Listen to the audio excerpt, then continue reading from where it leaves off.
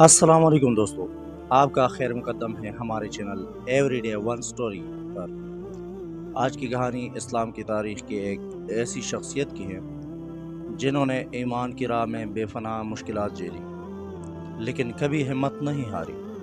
یہ کہانی ہے حضرت بلال رضی اللہ عنہ کی، جو اسلام کے عظیم مؤذن کے طور پر جانے جاتے ہیں۔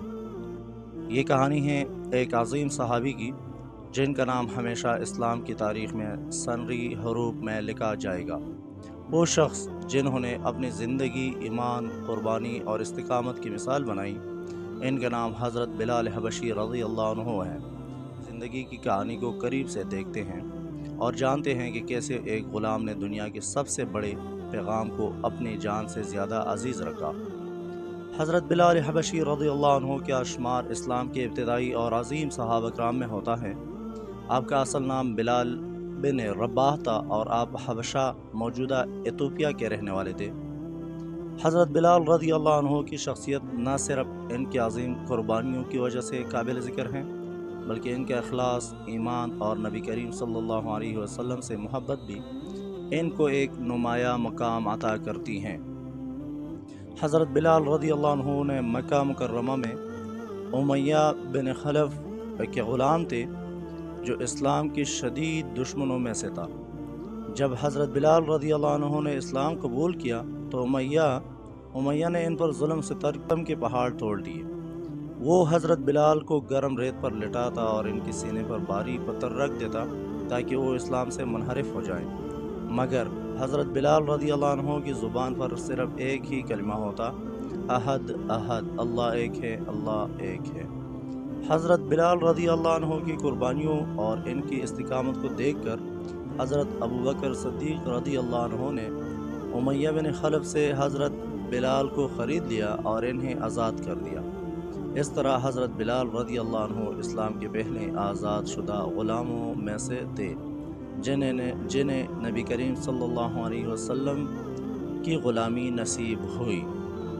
حضرت بلال رضی اللہ عنہ کو نبی کریم صلی اللہ علیہ وسلم کے قریب رہنے کا شرف حاصل تھا۔ آپ کو مسلمانوں کی پہلی اذان دینے کا اعزاز حاصل ہوا۔ جب مسجد نبوی تعمیر ہوئی تو نبی کریم صلی اللہ علیہ وسلم نے حضرت بلال کو مؤذن مقرر کیا اور وہ ہر نماز کے وقت اذان دیا کرتے تھے۔ ان کی خوبصورت اور رقت آمیز آواز نے بہت سے لوگوں کے دلوں کو ایمان کی روشنی سے منور کیا۔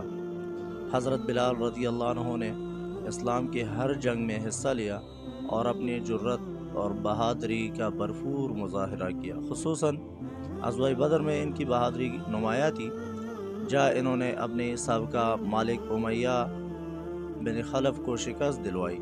نبی کریم صلی اللہ علیہ وسلم کی وفات کے بعد حضرت بلال رضی اللہ عنہ کو مدینہ میں رہنا مشکل ہو گیا، کیونکہ ان کے دل پر رسول اللہ صلی اللہ علیہ وسلم یاد ہمیشہ تازہ رہتی تھی۔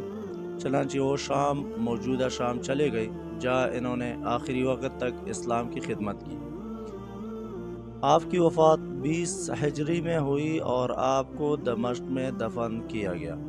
حضرت بلال رضی اللہ عنہ کی زندگی ہمیں یہ سبق دیتی ہے کہ ایمان کی سچائی اور اللہ کے ساتھ مضبوط تعلق کو حضرت بلال رضی اللہ عنہ کی زندگی ہمیں یہ سکھاتی ہے کہ اللہ اور اس کے رسول صلی اللہ علیہ وسلم سے محبت سب سے بڑی طاقت ہے۔ ان کی قربانی، صبر اور اذان دینے کا اعزاز ہمیں یہ سبق دیتا ہے کہ ایمان کی راہ میں آنے والی مشکلات کو اللہ کے لیے برداشت کرنا ہماری اصل کامیابی ہے۔